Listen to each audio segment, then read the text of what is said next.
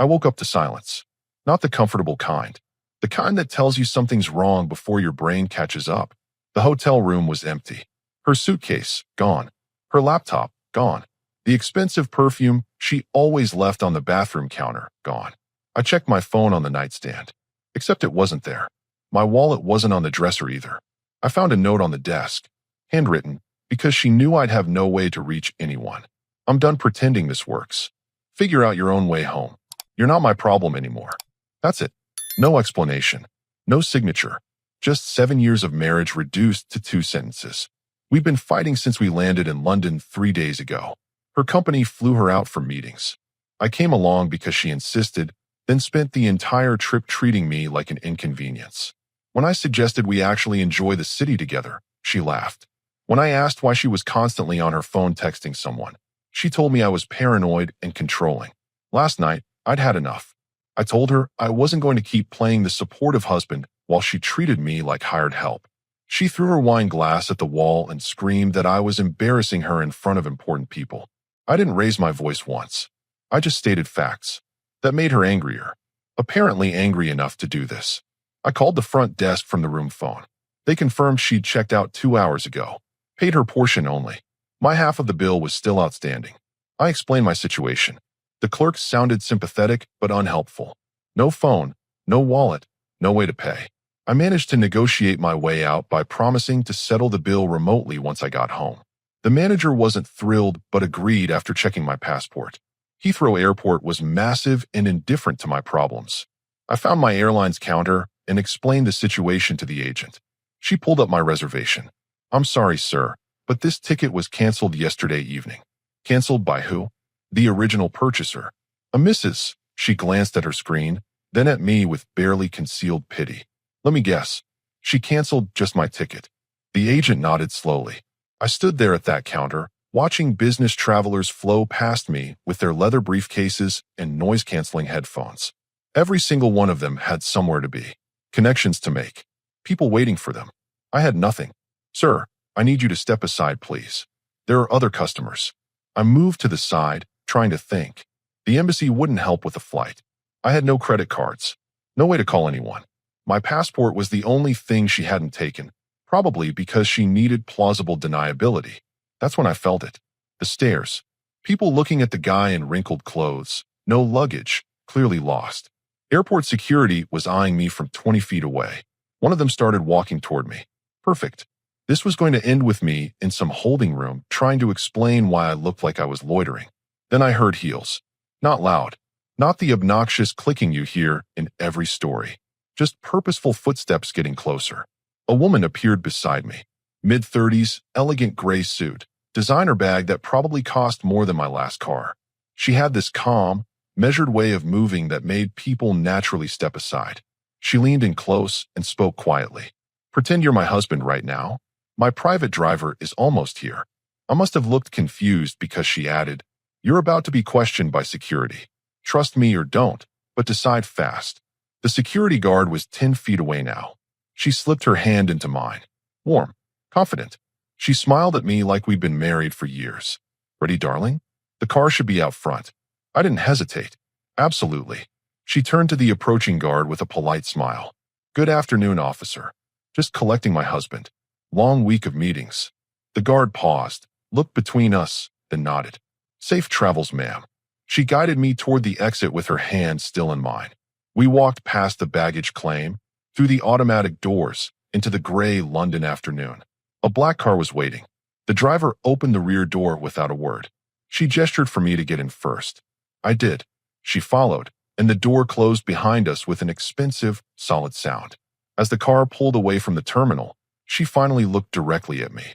"Your wife left you stranded, didn't she?" I didn't ask how she knew. I just nodded. She studied my face for a moment, then smiled.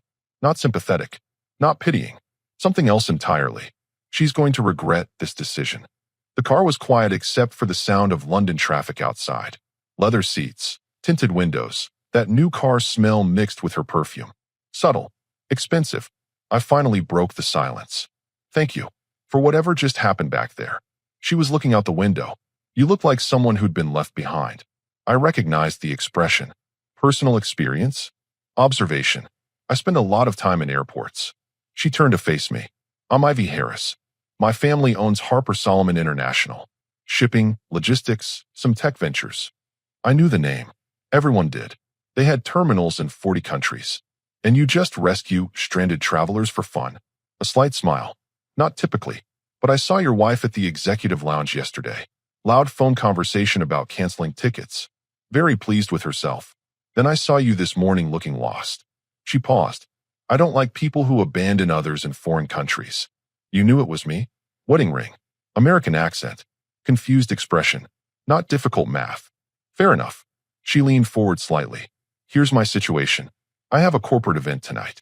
Dinner with potential partners, some competitors, the usual networking theater. There's a man who's been aggressively pursuing a business relationship that I don't want. He doesn't take subtle hints. And you need a human shield. I need a husband. Temporarily. Just for tonight. She said it matter-of-factly, like discussing a shipping contract. In exchange, I'll get you home. My plane leaves tomorrow afternoon. You'll have a seat. I should have thought about it longer. Weighed the risks. Considered the implications. But I was angry, tired, and apparently out of options. What's the dress code? Her smile widened. That's the right answer. The driver took us to Mayfair. Old money neighborhood. Georgian buildings worth more than small towns. We stopped in front of a townhouse that probably had its own Wikipedia page. Ivy led me inside. The interior was exactly what you'd expect. Understated wealth. Art that belonged in museums. A housekeeper who appeared silently and disappeared just as fast. Second floor, third door on the left. There's a shower. I had my assistant arrange some clothes. They should fit. Your assistant works fast. I texted her from the airport. She's efficient. Ivy checked her watch. Event starts at 7. We leave at 6:30. That gives you 2 hours. I headed upstairs. The guest room was bigger than my first apartment. The bathroom had heated floors and a shower with more controls than my car. The clothes were laid out on the bed. Charcoal suit, white shirt, silk tie, Italian leather shoes. Everything tailored, nothing off the rack. I checked the labels and tried not to think about the price tags. There was also a smartphone on the dresser. Brand new, still in the box. A note attached. Temporary phone. Your number is programmed in as husband. Keep it after you land. IH. I powered it on. Top of the line model. She wasn't messing around. After the shower, I tried on the suit. Perfect fit. Either her assistant was psychic or they had someone very good at estimating sizes. I found Ivy downstairs in what looked like a home office. She'd changed into a navy dress. Simple cut, expensive fabric. She looked up from her laptop. Better. Much better. She stood and walked over, adjusting my tie slightly. Tonight's guest list includes 3 board members from your wife's company. They know her. They've probably met you at events. Won't that be awkward? That's exactly the point. Her eyes had this calculating gleam. Your wife moves in certain circles. Charity galas, networking dinners, industry conferences. She makes sure people know she's successful, ambitious, connected. Correct? I nodded. That was her entire personality. Then imagine what happens when those same people see her husband in London at an exclusive event with me. The questions they'll ask. The conclusions they'll draw. You want to make her look bad. I want to make her uncomfortable. There's a difference. Ivy walked back to her desk and closed her laptop. She left you at an airport with nothing. She assumed you'd be helpless, desperate, maybe even begging her to fix it. Instead, you'll be photographed at a 5-star hotel with the CEO. Her move backfired. It was petty, strategic, and honestly, kind of brilliant. What if she sees the photos? She will. That's guaranteed. These events always end up on corporate social media. People tag, people share, people talk. Ivy picked up her bag. The question is, what will she do about it? Probably lose her mind. Good. She should. Ivy headed toward the door, then paused. One more thing. Tonight, we're married. Happily. No cracks in the story. If anyone asks how we met, we say mutual friends introduced us 5 years ago. Simple, boring, unmemorable. Got it. She studied me for a moment. You're handling this better than I expected. I've had a strange day. I'm just rolling with it now. Smart man. She opened the door. The car's waiting. As we walked out to the same black vehicle from earlier, I caught my reflection in the window. I looked different. Put together. Confident. Maybe it was the suit. Maybe it was the situation. Maybe it was just spite. Either way, I got in the car next to Ivy Heiress, and we drove towards central London. My phone buzzed. The temporary one. Ivy glanced over. Might want to check that. I pulled it out. Unknown number, but I knew who it was. My wife had probably called every contact we had in common until someone gave her a working number. The message was short. Where are you? We need to talk now. I showed Ivy the screen. She didn't even blink. Ignore it. For now. So I did.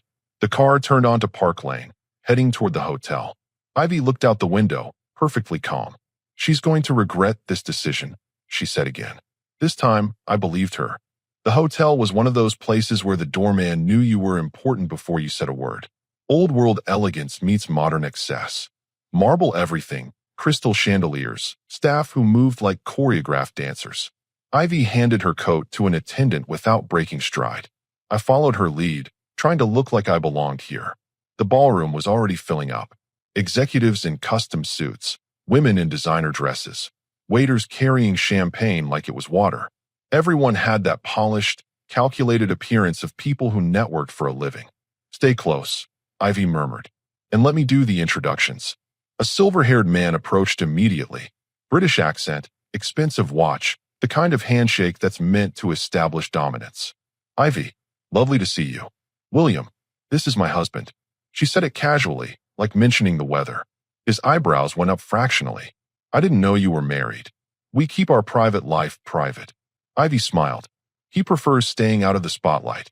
William turned to me, reassessing. What industry are you in? I could have frozen, could have stumbled, but I'd sat through enough of my wife's business dinners to know how this game worked. Supply chain consulting, mostly back-end operations. Not as exciting as your portfolio management work. I'd seen his company name on his badge. Did some quick mental math based on the logo. His expression shifted. Impressed, maybe, or at least less dismissive. Back-end operations keep the whole machine running. Underappreciated work. Exactly my point. I accepted a champagne glass from a passing waiter. But someone has to make sure the exciting deals actually get executed. Ivy's hand found mine. A small squeeze. Approval. William excused himself after a few more minutes. 2 more executives cycled through. Same dance, different faces. Each time, Ivy positioned me as her equal, not her accessory. And each time, I held my own. I wasn't lying about my background. I'd worked in logistics before my wife convinced me to take a lesser role that wouldn't compete with her schedule. Turns out, I still remembered how to talk shop. Dinner was announced. We found our table. 8 seats, carefully arranged. Ivy had clearly orchestrated the placement. Across from us sat a woman in her 50s. Sharp eyes, perfect posture, name badge that read Bowers Capital. She looked at me, then at Ivy, then back at me. You're married to Ivy Heiress. 5 years, I said smoothly. The fake backstory rolled out naturally. Interesting. I could have sworn I saw your face before. She tilted her head.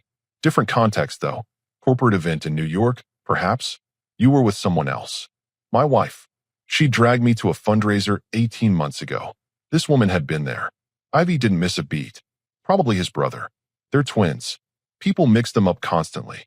The lie was so confident, so casual, that the woman nodded and moved on. But I knew what had just happened. She'd recognized me. She knew something wasn't adding up. And she'd remember. The meal progressed. Conversations flowed. Someone mentioned expansion into Asian markets. I offered perspective on shipping routes. Someone else brought up supply chain vulnerabilities. I referenced a case study from 3 years ago. Ivy caught my eye at one point. A small smile. This was working. Then came dessert and the photo opportunity. A photographer materialized, taking candid shots of tables. Standard corporate event documentation. The kind that ends up on company websites and LinkedIn posts. Ivy leaned closer to me, her hand on my arm. Natural. Comfortable. Like we'd done this 1,000 times. Smile, darling. This one's important. The flash went off. And then another. And another. By the time dessert ended, that photographer had circled back twice. Each time, Ivy made sure we looked engaged, happy, completely natural together. My phone buzzed. 3 times in rapid succession. I didn't check it. Across the room, I noticed the woman from Bowers Capital talking to another executive. Both glancing our direction. Phones out. Probably already messaging people. The math was simple. Corporate events like this had hashtags. Company social media teams. People tagged colleagues, shared moments, built their professional brands. By tomorrow morning, photos from tonight would be everywhere. Industry publications, LinkedIn feeds, company newsletters, and my wife would see them. You look satisfied, Ivy observed quietly, just appreciating the irony. Which part? She left me stranded thinking I'd be desperate. Instead, I'm at a five-star hotel being photographed with a CEO. Kind of poetic. Ivy sipped her wine. Karma moves faster when you give it a push. After dinner came the networking portion. More handshakes, more small talk, more photos. Ivy introduced me to a dozen more people. Each time, I played the role perfectly. Supportive husband. Intelligent professional. Someone worth knowing. Around 9:30, my phone started buzzing constantly. Not 3 messages. Not 5. A continuous stream. Ivy noticed. Want to guess who finally saw the photos? Don't need to guess. Going to check. I pulled out the phone. 17 messages. All from her. Progressing from confused to angry to desperate. Where are you? Who was that woman? People are asking me questions. Call me. This isn't funny. You're embarrassing me. We need to talk right now. I showed Ivy the last message. She read it and laughed. Actually laughed. She's embarrassed. That's rich coming from someone who abandoned her husband at an airport. Should I respond? Do you want to? I thought about it. About 7 years of being treated like an afterthought. About last night's wine glass against the wall. About waking up to that note. I typed a response. I'm fine. Enjoying London. Don't wait up. Sent. 3 dots appeared immediately. She was typing. I put the phone away. Done engaging? Ivy asked. For tonight. She nodded approval. Good instinct. Let her wonder. Let her scramble. Let her explain to her colleagues why her husband is in London with another woman while she's wherever she is. We stayed another hour. More photos. More networking. More proof that I wasn't just surviving without her. I was thriving. When we finally left, Ivy's driver was waiting. Same black car. Same quiet efficiency. As we pulled away from the hotel, Ivy turned to me. You surprised me tonight. I expected adequate. You delivered exceptional. I used to be good at this. Before I stopped trying. She made you stop trying. It wasn't a question. Yeah, she did. Ivy looked out the window at London passing by. Tomorrow, my plane leaves at 3. You'll be on it. But tonight, if you want, there's a guest room at the townhouse. Better than a hotel. I appreciate that. And tomorrow morning, she continued, you should expect more messages. More panic. More demands. Because by then, those photos will have circulated everywhere. Her entire professional circle will have seen them. And they'll have questions she can't answer. Exactly. Ivy smiled. She left you with nothing. You came back with everything. That's not just revenge. That's poetry. My phone buzzed again. I didn't even look. The car drove through the quiet London streets, heading back to Mayfair. Behind us, somewhere in the city, or maybe already at Heathrow, my wife was probably losing her mind. Good. She earned it. I woke up to sunlight streaming through curtains that probably cost more than my monthly rent. The guest room at Ivy's townhouse was quiet, comfortable, and a world away from yesterday's chaos. My phone showed 32 missed calls, 47 text messages, 6 voicemails, all from her. I scrolled through the messages without opening them. The preview text told me everything I needed to know. People are asking questions. You need to explain this. Stop ignoring me. This is humiliating. Call me back now. The progression was predictable. Confusion to anger to desperation. Classic pattern. I got dressed and headed downstairs. Ivy was already up, sitting at the kitchen island with coffee and a tablet, reading something that made her smirk. Morning. Sleep well. Better than expected. She slid the tablet toward me. You're trending. It was a corporate networking site. Someone had posted photos from last night with hashtags. Industry leaders, successful partnerships, networking excellence. Standard stuff. Except 3 of the photos featured Ivy and me. Smiling. Looking comfortable. Looking married. The comments section was active. Didn't know Ivy Heiress was married. Power couple right there. Great to see successful partnerships in business and life. One comment stood out. From someone at my wife's company. Wait, isn't that? The replies were speculative, but careful. Corporate politeness masking serious curiosity. Looks like him. Different context, though. Interesting. Ivy poured me coffee without asking. Your wife's assistant called my office this morning. Very polite. Very professional. Asking if I knew her husband was in London. What did your assistant say? That I don't discuss my personal life with strangers. Ivy smiled. Very polite. Very professional. Completely unhelpful. My phone rang. Her again. I declined the call. Not ready to talk. Ivy asked. I'll text her. Keep it simple.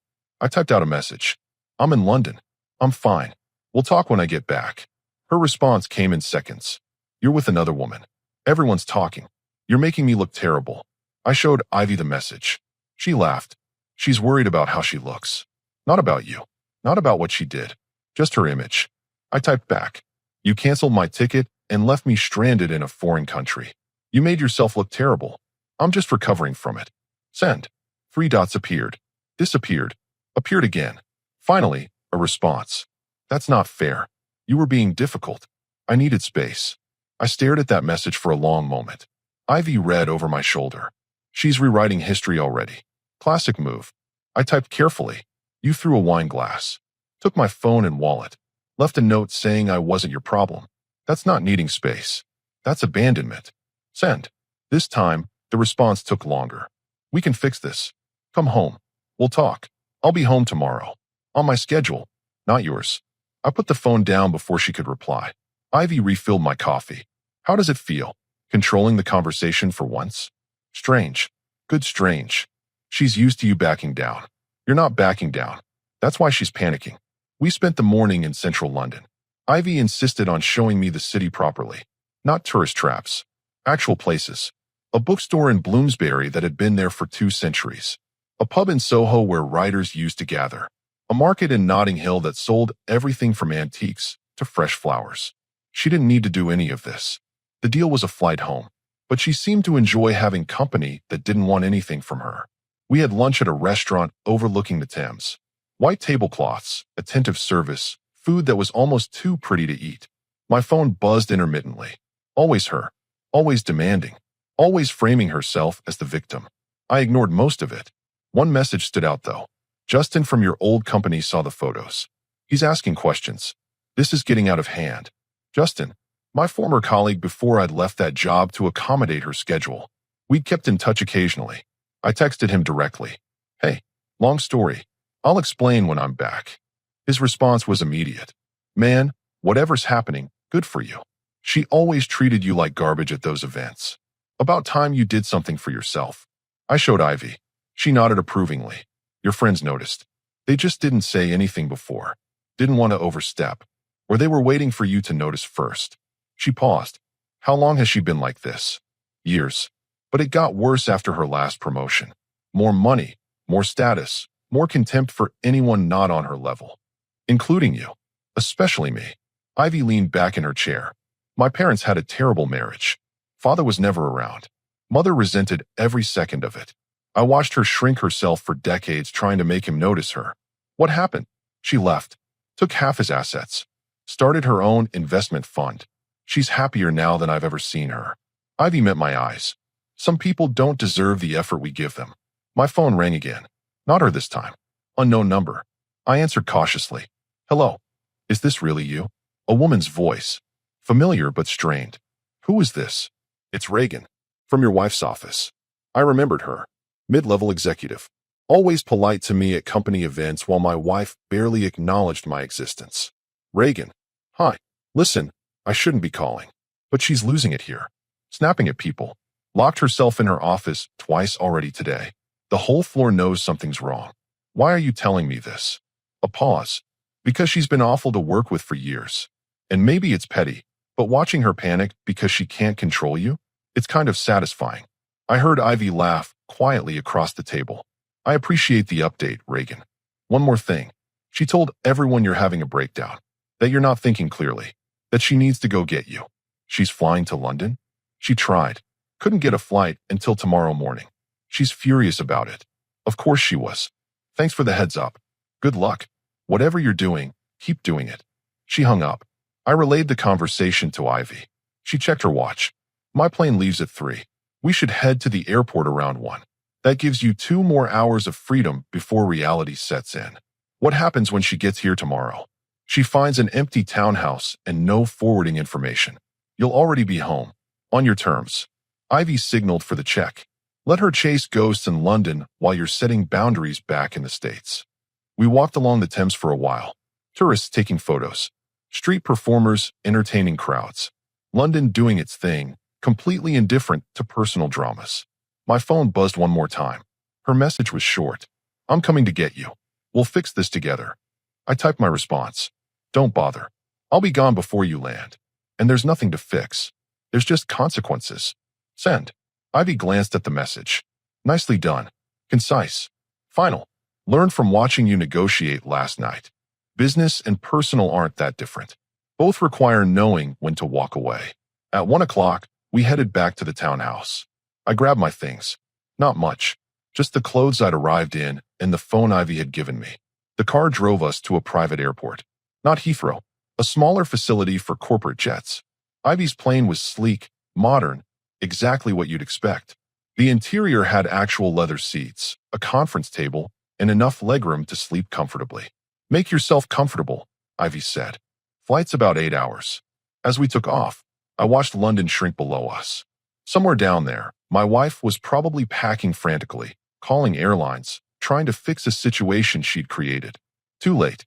Ivy was working on her laptop. I stared out the window at clouds. My phone buzzed one last time before we reached altitude, and I turned it off. Her final message. Please, can we just talk? I didn't respond. There was nothing left to say. The plane landed at a private airport outside the city. No customs lines. No baggage claim chaos. Just smooth efficiency. Ivy's driver was already waiting on the tarmac. She walked me to the car. This is where we part ways. Driver will take you wherever you need to go. I don't know how to thank you for this. You already did. Last night you made a pompous investor think twice about pursuing me. That's worth a plane ticket. She handed me a business card. Heavy stock, embossed lettering. My direct line. If you're serious about getting back into logistics consulting, call me next week. We're expanding operations in North America. Could use someone who actually understands the work. I took the card. You're offering me a job? I'm offering you an interview. Whether you get the job depends on you. She smiled. But I've seen you handle pressure. That counts for something. We shook hands. Professional. Respectful. The car pulled away. Ivy stood there watching until we turned the corner. I gave the driver my address. 20 minutes across town. Every mile closer felt heavier. My phone had been off since takeoff. I turned it on. 63 messages. 14 voicemails. The messages from my wife had evolved. Early ones were angry. Middle ones were confused. Recent ones were desperate. Where did you go? I'm at the townhouse. No one's here. The staff won't tell me anything. I flew to London for you. This is insane. Just call me. The last message was from 2 hours ago. I'm flying back. We're talking tonight whether you like it or not. I texted her one line. I'm home. Come to the house when you land. Her response was immediate. Finally, I'll be there in 4 hours. 4 hours. Enough time to prepare. The house looked the same. Our house. Except it didn't feel like ours anymore. It felt like a place I used to live. I made coffee and sat at the kitchen table. The same table where we'd had 1,000 meals. 1,000 conversations. Most of them, toward the end, were just her talking and me listening. I pulled out my laptop and started documenting.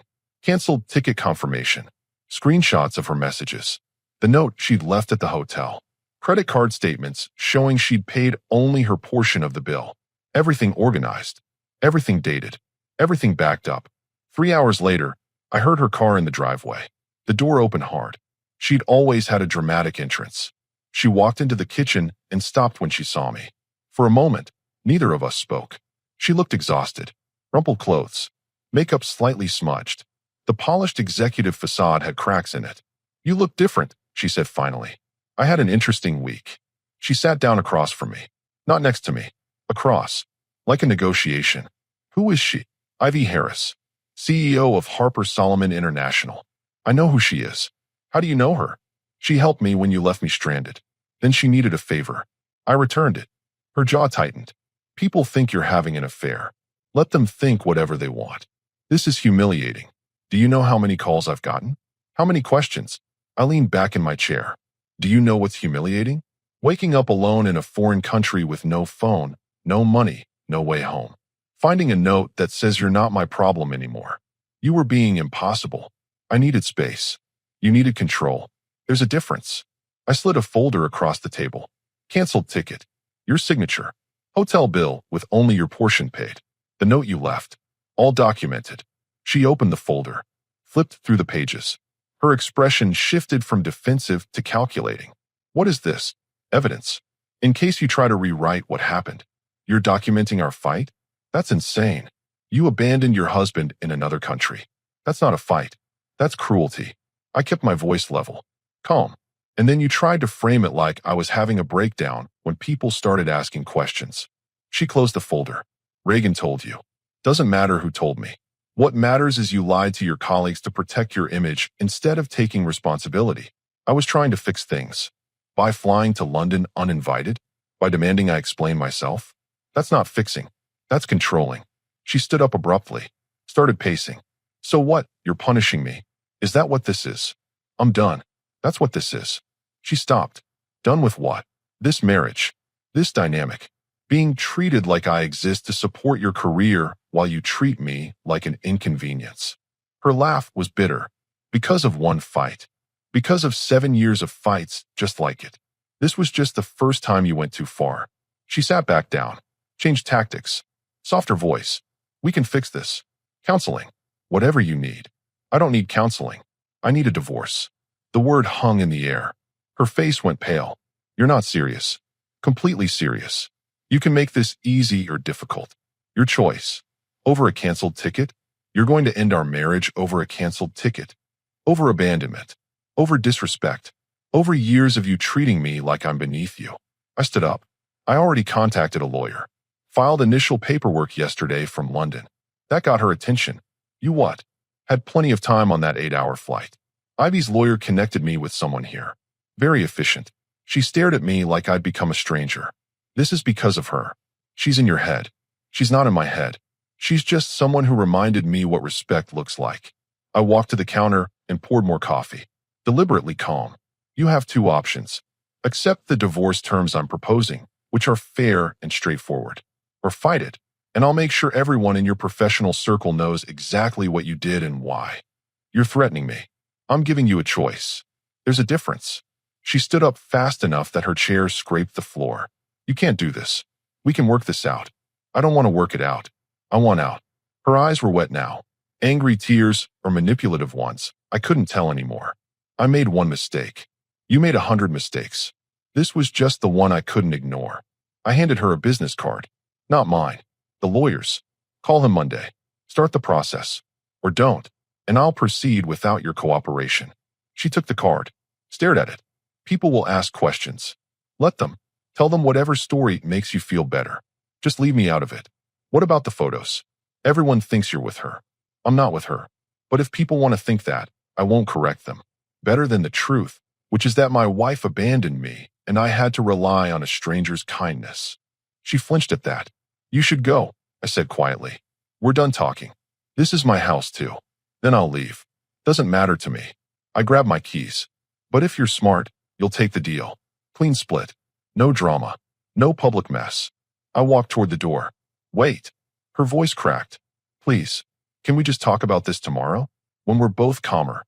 I turned back. I'm completely calm. That's the problem. I'm not angry anymore. I'm just done. I left her standing in the kitchen. Got in my car. Drove to a hotel downtown. Nothing fancy. Just clean and quiet. My phone rang twice. I declined both calls. Then a text came through. I'll call the lawyer Monday. But this isn't over. I typed back. Yes, it is. I turned off my phone and stared at the hotel ceiling. For the first time in years, I felt like I could breathe. 3 months later, the divorce was finalized. Clean. No drama. She signed everything without fighting once her lawyer explained the alternative. Her reputation took hits she couldn't recover from. Colleagues who'd witnessed her arrogance for years suddenly felt comfortable distancing themselves. 2 major clients switched to competitors, citing concerns about professionalism. She tried damage control, told people I'd been unstable, that she'd been the victim. But Reagan and others who'd worked with her weren't staying quiet anymore. The truth spread faster than her lies. I took the job with Harper Solomon International, senior logistics consultant. Better pay, better respect, better everything. Ivy wasn't my boss directly, but we collaborated on projects. Professional. Effective. The first month, I worked 70-hour weeks, proved myself, earned my position. Tonight was a corporate reception, industry networking. I'd learned to navigate these events without anxiety. I was discussing supply chain optimization with a potential client when I saw her across the room. She looked thinner, tired. The expensive dress and perfect makeup couldn't hide the strain. Our eyes met. She started walking toward me. I excused myself from the conversation and moved to the bar, ordered water. She appeared beside me. Can we talk? We've talked. It's done. I made mistakes. I know that now. Good. Growth is important. I miss you. I looked at her directly. You miss having someone to control. That's different. Her jaw tightened. You've changed. I stopped accepting less than I deserve. If that's change, then yes. Ivy materialized next to us. Perfect timing, as always. Everything all right here? My ex-wife's expression shifted. Forced smile. Just catching up. How nice. Ivy's tone was polite poison. Well, don't let us keep you. Dismissed. Professionally. Publicly. My ex-wife stood there for a moment, then walked away. Ivy watched her go. She'll keep trying. Some people can't accept losing. Let her try? The answer won't change. We returned to the reception. More conversations. More connections. More proof that moving forward was the only direction that mattered. Later, driving home to my apartment downtown, I thought about London. About being stranded. About that moment Ivy appeared and offered an escape. She hadn't just saved me from an airport. She'd reminded me I deserved better than scraps. The divorce papers were filed in a folder at home. Signed. Sealed. Finished. I didn't need closure. I had freedom. That was enough.